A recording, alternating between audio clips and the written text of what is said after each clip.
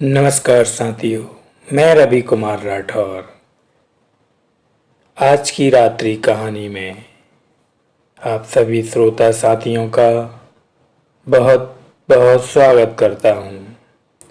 तो चलिए साथियों, आज फिर एक नई कहानी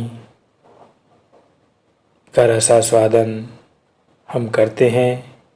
यह कहानी भी मुंशी प्रेमचंद जी द्वारा लिखित उनकी कालजाई कहानियों में से एक है। विध्वंस। जिला बनारस में बीरा नाम का एक गांव है। वहाँ एक विधवा वृद्धा संतानहीन गौड़िन रहती थी जिसका भुनगी नाम था। उसके पास एक धुर भी जमीन ना थी और ना रहने को घर था। उसके जीवन का सहारा भीड़ था। गांव के लोग प्राय एक बेला चवेना या सत्तू पर निर्वाह करते ही हैं, इसलिए भुनगी के भाड़ पर नित्य भीड़ लगी रहती थी। यह जो कुछ भुनाई पाती वही भून या पीस कर खा लेती और भाड़ ही की झोंपड़ी के एक कोने में पड़ी रहती। प्रातःकाल उठती और चारों ओर से भाड़ झोंकने के लिए सूखी पत्तियां बटोर लाती। भाड़ के पास ही पत्तियों का एक बड़ा ढेर लगा रहता था। दोपहर के बाद उसका भाड़ जलता था, लेकिन जब एकादशी या पूर्णमासी का दिन प्रथा अनुसार भाड़ न जलता या गांव के जमींदार पंडित उदय भानु पांडे के दाने भुनाने पड़ते, उस दिन उसे भूखे ही सोना पड़ता था। पंडित जी उससे बेगार में ही दाने भुनवाते थे। उसे उनके घर का पानी भी भरना पड़ता था और कभी कभी इस हेतु से भी भाड़ बंद रहता था। वह पंडित जी के गांव में रहती थी, इसलिए उन्हें उससे सभी प्रकार के बेगार लेने का पूरा अधिकार था।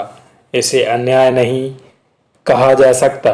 अन्याय केवल इतना था कि वह सूखी बेगार लेते थे, बदले में कोई भी पारिश्रमिक उसके काम के नहीं देते थे। उनकी धारणा थी कि जब खाने ही को दिया गया तो बेगार कैसी। किसान को पूरा अधिकार है कि बैलों को दिन भर जोतने के बाद शाम को खूंटे से भूखा बांधे।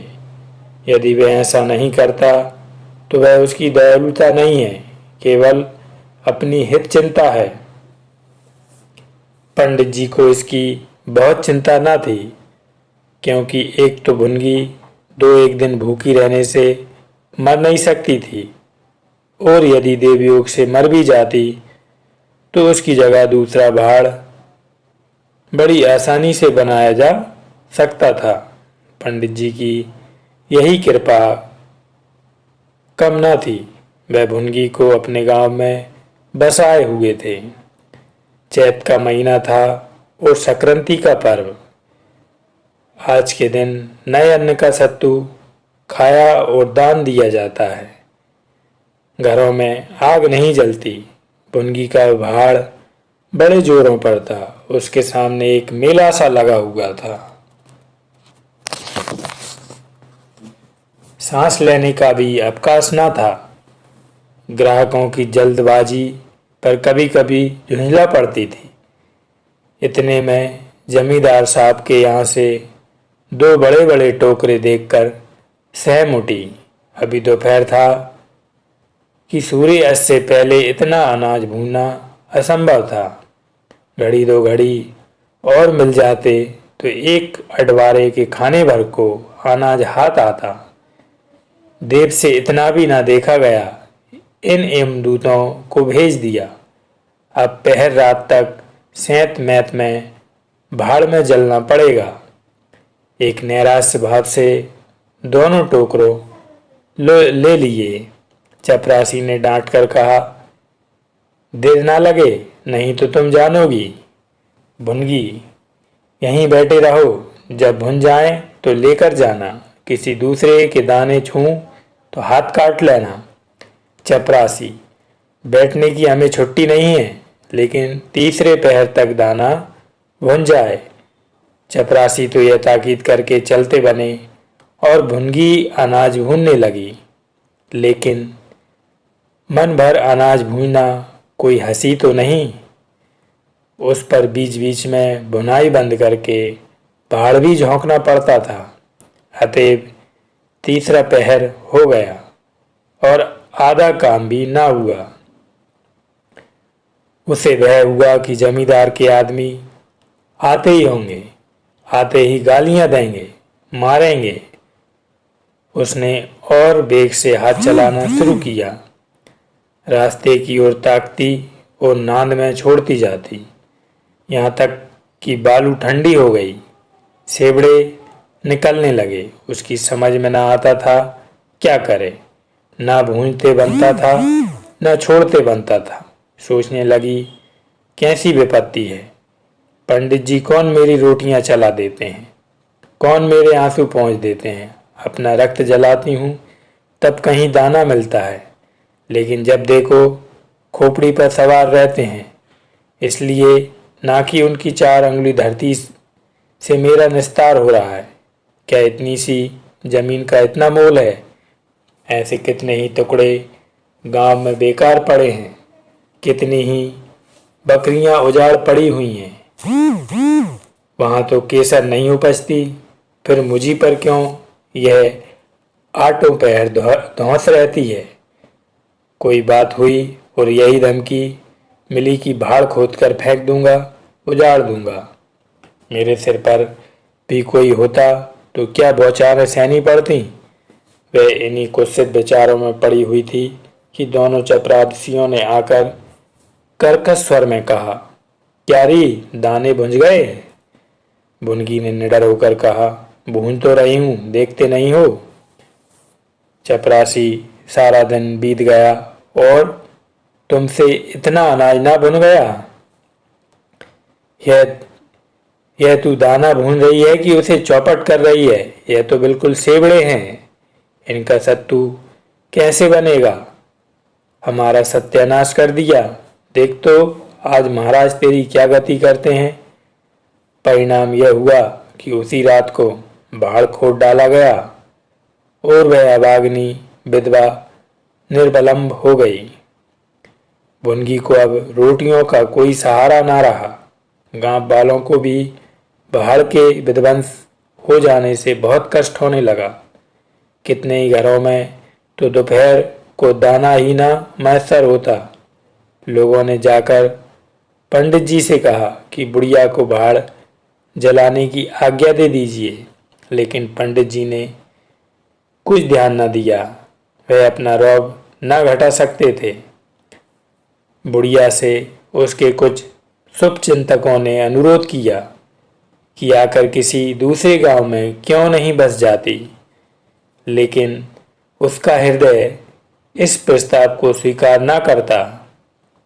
इस गांव में उसने अपने अदिन के 50 वर्ष काटे थे।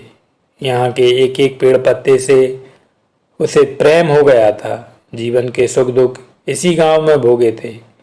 अब अंतिम समय वह इसे कैसे त्याग दे, यह कल्पना ही उसे संकट में जान पड़ती थी। दूसरे गांव के सुख से यहाँ का दुख भी प्यारा था। इस प्रकार पूरा 1 महीना गुजर गया। प्रातः काल था। पंडित उदय भानु अपने 2-3 चपरासियों को लिए लगान वसूल करने जा रहे थे। कारिंदों पर उन्हें विश्वास न था। नजराने में, ढाड़ बांध में, रसूम में वे किसी अन्य व्यक्ति को शरीक न करते थे। बुढ़िया के भाड़ की ओर ताका तो बदन में आग सी लग गई। उसका पुनरुद्धार हो रहा था। बुढ़िया बड़े बेग से उस पर मिट्टी के लौंदे रख रही थी। कदाचित उसने कुछ रात रहते ही काम में हाथ लगा दिया था और सूर्य उदय से पहले ही उसे समाप्त कर देना चाहती थी। उसे लेस मात्र भी शंका न थी कि मैं जमींदार के विरुद्ध कोई काम कर रही हूँ। क्रोध इतना चिरंजीवी हो सकता है, इसकी संभावना भी उसके मन में न थी। एक प्रतिभाशाली पुरुष किसी दीन अबला से इतना कीना रख सकता है, उसे इसका ध्यान भी न था।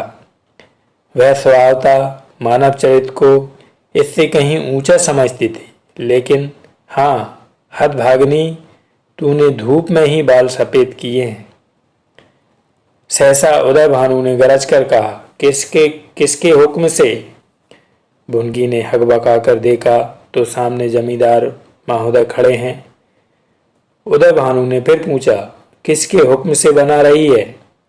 भुनगी डरते हुए बोली, सब लोग कहने लगे बना लो तो बना रही हूँ। उदय भानु, मैं अभी फिर खुतबा डालूंगा। यह कह उन्होंने भाड़ में एक ठोकर मारी। गीली मिट्टी सब कुछ लिए दिए बैठ गई। दूसरी ठोकर नादर पर चलाई, लेकिन पुड़िया सामने आ गई और ठोकर उसकी कमर पर पड़ी। उसे क्रोध आया। कमर सहलाते हुए बोली, महाराज, तुम्हें आदमी का डर नहीं है तो भगवान का डर तो होना चाहिए। मुझे इस तरह उजाड़ कर क्या पाओगे? क्या इस 4 अंगुल धरती में सोना निकल आएगा? मैं तुम्हारे ही भले को कहती हूँ, दीन की हाय मत लो, मेरा रोआ दुखी मत करो। उदय भानु, अब तू यहाँ फिर भाड़ बनाएगी? भुनगी, भाड़ ना बनाऊंगी तो खाऊंगी क्या? उदय भानु, तेरे पेट का हमने ठेका नहीं लिया है।